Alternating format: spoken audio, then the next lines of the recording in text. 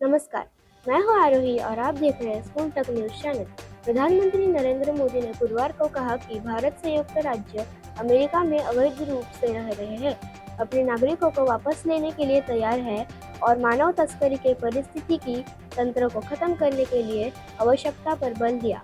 PM Modi ने विश्वास व्यक्त किया कि राष्ट्रपति डोनाल्ड ट्रंप मानव तस्करी नेटवर्क को खत्म करने के लिए भारत के साथ पूरा सहयोग करेंगे। जो लोग अवैध रूप से दूसरे देशों में रहते हैं, उन्हें वहां रहने का कोई कानूनी अधिकार नहीं है।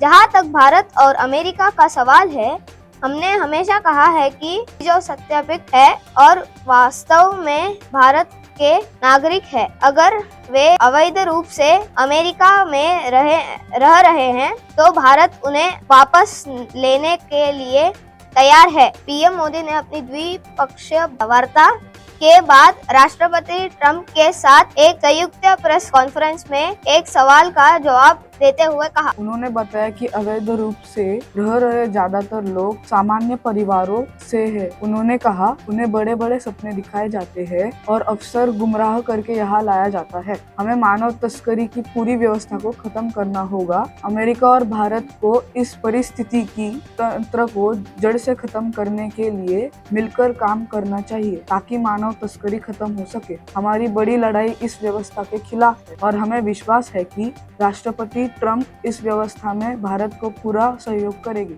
हाल ही में अमेरिका ने 100 से अधिक भारतीयों को, जिन्हें उसने अवैध प्रवासी बताया था, एक सैन्य विमान से प्रतिबंधों के साथ निर्वासित कर दिया, जिससे भारत में राजनीतिक हंगामा मच गया।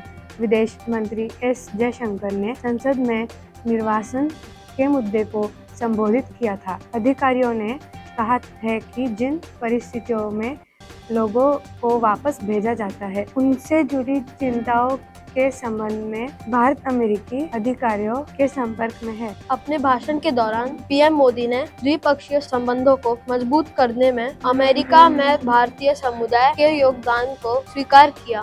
लोगों के बीच आपसी संबंधों को बढ़ाने के लिए हम जल्द ही लॉस एंजल्स और बोस्टन में अपने वाणिज्य दूतावास खोलेंगे। हमने अमेरिकी विश्वविद्यालयों को भारत में अपतटीय परिसर स्थापित करने के लिए भी आमंत्रित किया है, उन्होंने कहा। पीएम मोदी ने 26/11 मुंबई हमलों के आरोपी तहव्वुर राणा के प्रत्यर्पण को मंजूरी देने के लिए राष्ट्रपति ट्रंप को धन्यवाद भी दिया।